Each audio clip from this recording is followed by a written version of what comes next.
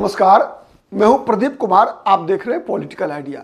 मित्रों, लगातार बिहार में जब से चुनाव के परिणाम आए हैं तब से दोनों गठबंधन में आप कह सकते हैं कि एक अलग प्रकार की स्थिति दिखेगी। एक तरफ जहां महागठबंधन के अंदर बेचैनी है। बेचैनी मतलब क्या है कि हर दल एक दूसरे पर मतलब हार का ठिकरा फोड़ने पर उतारू है। वहीं उनको लगता है कि भाई इतना खराब परिणाम कैसे आ सकता है, कैसे मात्र 35 सीटों पर सिमट जा सकती है। तो खैर, उससे आंकड़े से आगे बढ़कर अब बिहार में सरकार बन चुकी है।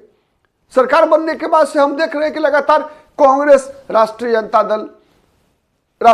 दल मुकेश सहनी की पार्टी के बीच आरोप प्रत्यारोप भी चल रहा है दबे जुबान से। मतलब सब एक दूसरे को हार का जिम्मेवार ठहरा रहे हैं। वही जो विपक्ष के दल हैं, राष्ट्रीय जनता दल हैं या फिर पत्रकार समुदाय, कई मीडिया हाउसेज, कई चैनल्स, सोशल मीडिया पर विशेष रूप से लगातार ये चर्चा चल रही है कि बीजेपी ने, तो एक गीत है ना कि यार ने ही लूट लिया घर यार का, ठीक है, अच्छा सिला दिया तूने मेरे प्यार का। तो अच्छा सिला दिया तूने मेरे प्यार का, यार ने ही लूट लिया घर यार का। तो ये चीजें कही जा रही है नीतीश कुमार के बारे में कि बीजेपी ने कितनी चालाकी से नीतीश कुमार का कि कई चीजें छीनी है बिहार में। तो आज इस वीडियो में मित्रों हम जानने का प्रयास करते हैं कि विपक्ष का जो आरोप है, जो राष्ट्रीय जनता दल के कई नेता लगातार ये आरोप लगाते हैं कि बीजेपी सब कुछ छीनती जा रही है नीतीश कुमार से। नीतीश कुमार बेबस हो चुके हैं, लाचार हो चुके हैं। और यहां तक लोग कहते हैं कि इसी कारण से नीतीश कुमार बेबस हैं, लाचार हैं, मजबूर हैं। इसी कारण से बार बार प्रधानमंत्री का पैर छूते हैं, बार बार भारतीय जनता पार्टी के नेताओं के समक्ष लगभग कान पकड़कर माफी मांगने की स्थिति में होते हैं कि भैया आप तो ना जब छोड़ के तोड़ा, ठीक है, अब पलटी ना मरबो, कोई कीमत पर अब हम जा ही ना सके ही हो राजद के साथ। ये नीतीश कुमार का लगभग एक्शन आप कर सकते हैं और वर्ड्स दोनों में नहीं। एक कहावत है कि action speaks louder than words, लेकिन यहां पर दोनों चीजें होती है कि एक्शन भी नीतीश कुमार करते हैं कि अब ना जाएंगे भैया थोड़ा छोड़ के, प्रधानमंत्री का पैर पकड़ लेते हैं।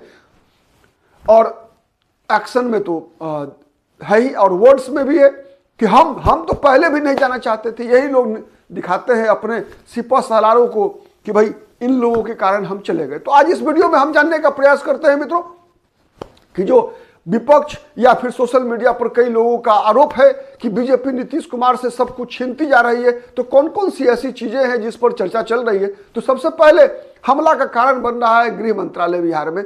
जिस प्रकार से बीजेपी के पास गया है, पहली बार ऐसा हुआ है नीतीश कुमार अपने 20 वर्षों के मुख्यमंत्री कार्यकाल के दौरान कभी भी बिना गृह मंत्रालय के नीतीश कुमार नहीं रहे। पहली बार गया है सम्राट चौधरी के पास। लेकिन इसमें एक चीज है, बहुत बड़ी बात नहीं है। वैसे जब विजय चौधरी से कई पत्रकारों ने पूछा, जो सबसे जदयू के सबसे वरिष्ठतम मंत्री हैं, वैसे उम्र के आधार पर देखेंगे तो विजेंद्र यादव भी सबसे वरिष्ठ मंत्री हैं इस सरकार में, मुख्यमंत्री से भी बड़े हैं उम्र में। लेकिन आप कह सकते हैं जो एक प्रवक्ता के रूप में, स्पोक्समैन के रूप में नीतीश कुमार के बिहाफ में जब कभी भी मीडिया से बातचीत होती है तो विजय चौधरी सामने आते हैं। तो विजय चौधरी ने कहा कि भाई आप लोग बराबर चर्चा करते हैं कि गृह मंत्रालय चला गया, ये बात क्यों नहीं पूछते आप कि वित्त मंत्रालय कैसे आ गया।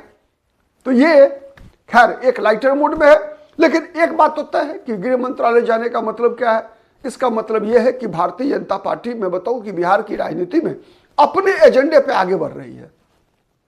और जिस एजेंडे पर बीजेपी आगे बढ़ना चाहती है बिहार में, उसका क्रेडिट नीतीश कुमार नहीं लेना चाहते। यह सच्चाई है, ठीक है। क्या है मामला, आपको पता है कि चिकन नेक जो 22 किलोमीटर की पट्टी है, जिसमें बिहार का किशनगंज भी आता है, सिलीगुड़ी कॉरिडोर जिसे हम कहते हैं ना, कि वो रास्ता है, पतली सी रास्ता है, 22 किलोमीटर की पट्टी है, जो कि नेपाल बांग्लादेश से जुड़ता है कंप्लीट, ठीक है। तो उस पट्टी पर अब आपको याद होगा शर्जील इमाम, जब CAA लागू हुआ था तो दिल्ली में शाहीन बाग जो आंदोलन चल रहा था, शाहीन बाग में जब धरना चल रहा था, उस दौरान शर्जील इमाम ने कहा था कि इसी चिकन नेक को हम काट देंगे तो फिर भारत के टुकड़े हो जाएगा।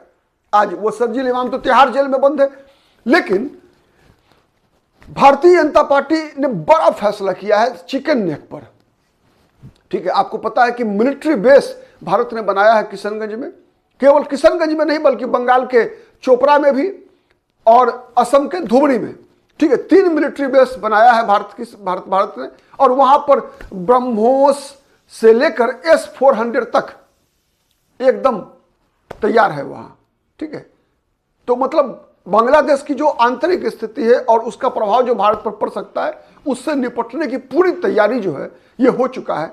और उस दौरान कुछ इंसर्जेंसी भी हो सकती है। तो एक अलग प्रकार की राजनीति बिहार में बीजेपी करना चाहती है। उत्तर प्रदेश और बंगाल के बीच में चूंकि बिहार आता है, तो इसीलिए बिहार में बांग्लादेशी घुसपैठ SIR के बाद आप देख रहे हैं कि उस पर एक बड़ी कार्रवाई की संभावना है। इसीलिए बीजेपी के पास यह मंत्रालय, बीजेपी का दबाव था नीतीश कुमार पर, और नीतीश कुमार ने इस दबाव को माना। तो यह है बीजेपी का पक्ष। वहीं जदयू का मानना है कि मुख्यमंत्री तो नीतीश के हैं, नीतीश ही है। ठीक है, और जदयू यह भी मानती है कि जो कार्रवाई बीजेपी करना चाहती है उसके लिए बीजेपी का मंत्री ही करे, जिससे कि कल आने वाले दिन में बीजेपी के लोग नीतीश कुमार को किसी लापरवाही के लिए, किसी ढिलाई के लिए जिम्मेवार नहीं ठहरा सके। ठीक है, तो इसमें आप कह सकते हैं कि दोनों की सहमति बनी है। एक बात सबसे पहला है गृह मंत्रालय। असेंबली स्पीकर का जहां तक बात है, पिछली बार भी बीजेपी का था, नंबर 1। नंबर 2, बीजेपी को यह पता है मित्रों कि अब बिहार में नीतीश कुमार को छोड़कर बीजेपी अपना मुख्यमंत्री बना ले, उससे बढ़िया है कि नीतीश कुमार ही उसके अपने मुख्यमंत्री बने रहें। जैसे बीजेपी का उपयोग नीतीश कुमार करना चाहते हैं या करते रहे हैं, वैसे ही बीजेपी भी अब नीतीश कुमार का उपयोग कर रही है। कि अगर क्या अंतर पड़ेगा कि अगर बिहार में बीजेपी के मुख्यमंत्री नित्यानंद राय हो जाएं, सम्राट चौधरी हो जाएं, और उसके बदले नीतीश कुमार ही रहे, क्या अंतर पड़ेगा? अगर बीजेपी का काम नीतीश कुमार जदयू के नेता के रूप में ही कर देते हैं तो बीजेपी के लिए तो अच्छी बात होगी। और नहीं, कहावत है कि माल महाराज का मिर्जा खेले होली। तो अगर नीतीश कुमार जदयू के नेता के रूप में ही वक्फ बोर्ड संशोधन एक्ट पर वैसे ही रिएक्ट करते हैं जैसे बीजेपी का मुख्यमंत्री करता हो, अगर CAA पर नीतीश कुमार वैसे ही समर्थन करते हैं जैसे किसी अन्य राज्य का मुख्यमंत्री बीजेपी का करता हो, वैसे ही जब कोई चिकन नेक पर, बांग्लादेशी घुसपैठ पर कोई बड़ी कार्रवाई बीजेपी करती है और नीतीश कुमार, और उस कार्रवाई के दौरान नीतीश कुमार और हेमंत बिस्व शर्मा की सरकार में कोई अंतर ना हो, तो बीजेपी के लिए बुरा कहां है? तो बीजेपी के तो फायदे का सौदा है ये। नहीं, ये फायदे का सौदा है। इसीलिए बीजेपी, मुझे नहीं लगता कि अब नीतीश कुमार को किनारे करने के बारे में कुछ सोच रही है। लेकिन कुछ चीजें जो स्पष्ट हो रही है ये है कि बीजेपी ये परिस्थिति जरूर पैदा करना चाहती है कि नीतीश कुमार अब कहीं जाने के बारे में सोचे भी नहीं, और इसमें बीजेपी को सफलता मिल रही है। कैसे? देखिए, बीजेपी लगातार नीतीश कुमार से डिप्टी CM लेना, नीतीश कुमार से होम मिनिस्ट्री लेना, नीतीश कुमार से विधानसभा का स्पीकर लेना, ये कोई बहुत बड़ी उपलब्धि नहीं है। बीजेपी की बड़ी उपलब्धि है नीतीश कुमार से नीतीश कुमार का वोट बैंक लेना। क्योंकि आपको पता है कि आज की राजनीति में सबसे बड़ी ताकत क्या होती है किसी भी नेता के लिए, राजनीतिक दल के लिए? उसका वोट बैंक। आप देख रहे हैं ना कि ये वोट बैंक ही है जिस कारण से लगातार देश के अंदर, अपने भारत में लगातार 5 साल 12 महीना 365 दिन राजनीति ही होती रहती है। हर मुद्दे पर राजनीति होती है और उसके पीछे केवल एक चीज होता है, वोट बैंक। चाहे वो वोट बैंक जाति का हो, चाहे वो धर्म का वोट बैंक हो, चाहे वो सोशल, मतलब जिसे हम कहते हैं ना कि अलग अलग, जैसे किसान हैं, मजदूर हैं, कोई भी कारण हो, लेकिन राजनीति के पीछे एकमात्र मकसद होता है वोट बैंक। तो अब बीजेपी कैसे छीन रही है? नीतीश कुमार की तो सबसे पहले शुरुआत करते हैं। नीतीश कुमार जब लालू यादव से अलग हुए तो पहला काम नीतीश कुमार का क्या था? नीतीश कुमार का पहला काम था लालू यादव से अलग कुर्मी चेतना रैली में शामिल होना। मतलब नीतीश कुमार स्वयं कुर्मी जाति के हैं, तो इसीलिए कुर्मी चेतना रैली नीतीश कुमार नहीं जाना चाहते थे। नीतीश कुमार का जो राजनीतिक सोच रहा है उसमें नीतीश कुमार ऐसा मान के चलते थे कि नहीं, उनको जाति की राजनीति नहीं करनी है, जमात की राजनीति करनी है, विचार की राजनीति करनी है, वैचारिक राजनीति। समाजवादी रहे हैं, राम मनोहर लोहिया को अपना आदर्श मानते रहे हैं, किशन पटनायक के शिष्य रहे हैं नीतीश कुमार। तो इसीलिए जाति, लेकिन कई उनके सलाहकारों ने कहा था कि यह बेहतर मौका है आपके पास, जब जाइए आप वहां, जिससे कि उसी दिन ऐलान जंग लालू यादव के खिलाफ हो सके। गए तो शुरुआत तो हुई कुर्मी चेतना रैली से, लेकिन नीतीश कुमार बिहार के नेता लालू यादव के विकल्प बने तब जब लव कुश सम्मेलन में गए नीतीश कुमार। मतलब केवल लव के नहीं बल्कि उसमें कुश भी जुड़ा तब। तो अब देखिए उसके बाद नीतीश कुमार का मतलब जो यादव राजनीति लालू यादव ने जन्म दिया बिहार में। तो लालू यादव तो शुरू में पिछड़ों के नेता थे, केवल यादव जाति के नेता नहीं थे। तो उसमें से लव कुश को नीतीश कुमार ने काटा, मतलब गैर यादव पिछड़ा काटा, अति पिछड़ा को काटा। अब नीतीश कुमार को लालू यादव को केवल यादवों का नेता बना के छोड़ दिया नीतीश कुमार ने। तो उसके पीछे कारण कहां था? नीतीश कुमार के कारण गैर यादव पिछड़ा मतलब जो एनेक्स्चर 2 है, एनेक्स्चर 2 में मुख्य रूप से 4 जातियां आती हैं, यादव, कोयरी, कुशवा, कुर्मी और वैश्य वर्ग की कुछ उपजातियां। तो वैश्य तो पारंपरिक रूप से बीजेपी के साथ माना जाता है, कुर्मी नीतीश कुमार यादव लालू यादव के साथ, कोयरी वो वोट था जो कि यादवों के बाद सबसे बड़ी संख्या। और जब वो जुड़ी नीतीश कुमार के साथ तो नीतीश कुमार लालू यादव का विकल्प बने। उस कोयरी वोट बैंक पर बीजेपी की लगातार नजर लगी हुई है और यही कारण है कि भारतीय जनता पार्टी ने सम्राट चौधरी को एक मिशन के तहत, एक योजना के तहत लगातार दूसरे दल से आए हुए नेता होने के बावजूद लगातार क्रमिक विकास कराती रही सम्राट चौधरी का। सबसे पहले विधान पार्षद बनाया, फिर नीतीश कुमार की सरकार बनी तो मंत्री बनाया, फिर विधान परिषद में नेता विरोधी दल बनाया, फिर बिहार प्रदेश अध्यक्ष बनाया, फिर जब दूसरी बार सरकार बनी नीतीश कुमार के समय में 2024 में तो फिर इस बार उप मुख्यमंत्री बनाया। उप मुख्यमंत्री 2 बने थे, सम्राट चौधरी और विजय सिन्हा, लेकिन सम्राट चौधरी को उप मुख्यमंत्री नंबर 1 बना के रखा। अब जब फिर एक बार 2025 के विधानसभा चुनाव जीतने के बाद सरकार बनी है तो उप मुख्यमंत्री नंबर 1 के साथ साथ सम्राट चौधरी को गृह मंत्री भी बनाया। तो आप समझ रहे हैं कि बीजेपी ने कुशवाहा वोट को नीतीश कुमार से काटा। उपेंद्र कुशवाहा को बीजेपी नीतीश कुमार की तुलना में खुद के ज्यादा नजदीक, इसलिए अपने कोटे से उपेंद्र कुशवाहा को बीजेपी ने राज्यसभा भेजा। कई ऐसे संकेत बीजेपी बार बार देती है कि बीजेपी कुशवाहा जाति को अपने पाले में लाना चाहती है और इशारा स्पष्ट है कि अगर बीजेपी के मुख्यमंत्री बनने की स्थिति आई तो सम्राट चौधरी मुख्यमंत्री बनेंगे। तो एक सबसे बड़ा कारण है, सबसे बड़ी ताकत बीजेपी लगातार छीनने में सफल हो रही है। इसके अलावा देखिए नीतीश कुमार की जब राजनीति आगे बढ़ी लव कुश से, उसके बाद क्या हुआ?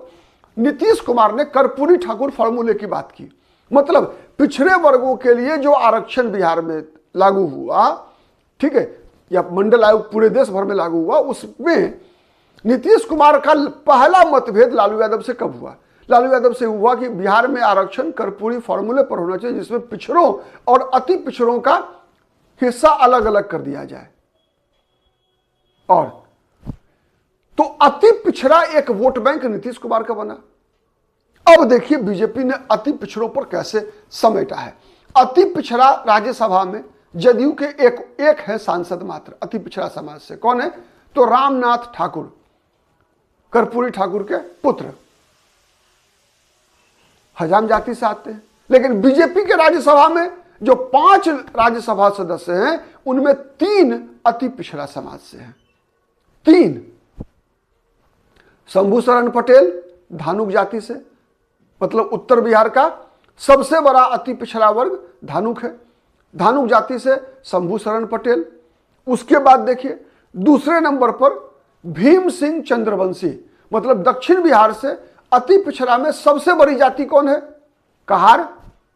तो भीम सिंह चंद्रवंशी को बीजेपी ने राज्यसभा भेजा।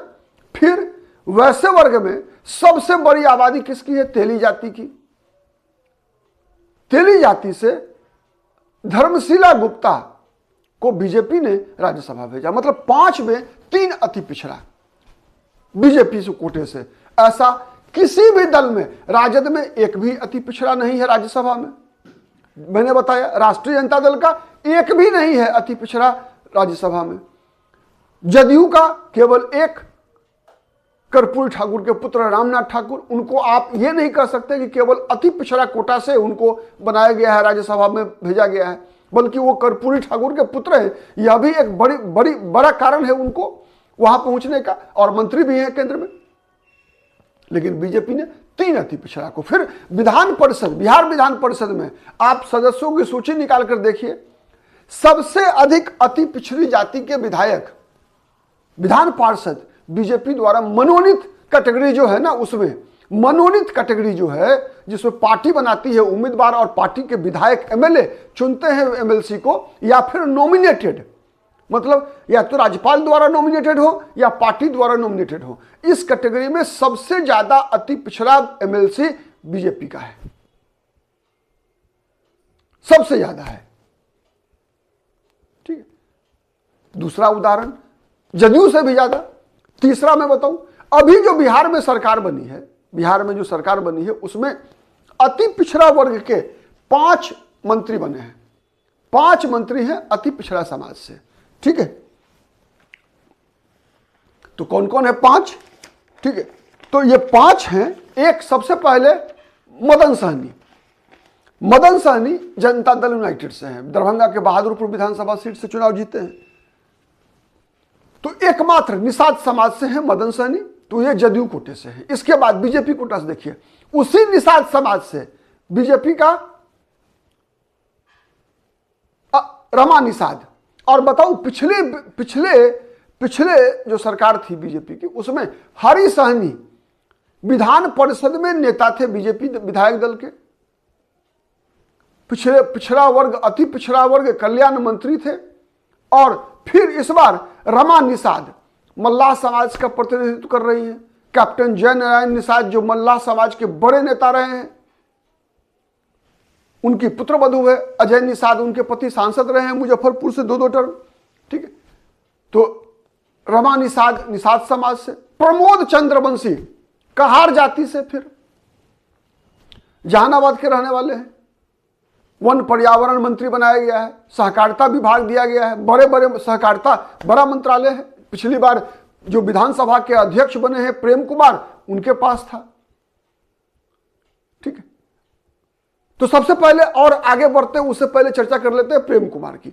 तो प्रेम कुमार बिहार विधानसभा अध्यक्ष बनना, यह भी कहार जाति से आते हैं, अति पिछड़ा समाज से आते हैं। तो केवल 5 मंत्री में 4 मंत्री बीजेपी का अति पिछड़ा वर्ग से नहीं है, बल्कि विधानसभा अध्यक्ष भी बीजेपी ने अति पिछड़ा वर्ग से ही बनाया।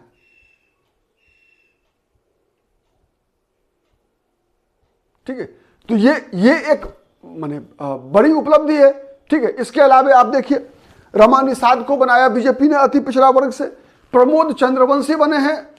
ठीक है, इसके अलावा आप देखिए नारायण प्रसाद शाह, ये तेली जाति से आते हैं, नौतन विधानसभा सीट चंपारण से चुनाव जीत कर आए हैं, तो उनको भी बीजेपी ने अति पिछड़ा कोटा से मंत्री बनाया है। ठीक है, और एक और है, अब मैं नाम शायद कंफ्यूज कर रहा हूं, एक और मंत्री हैं जो अति पिछड़ा वर्ग से बने हैं अभी। ठीक है, इसी सरकार में बीजेपी के कोटे से हैं।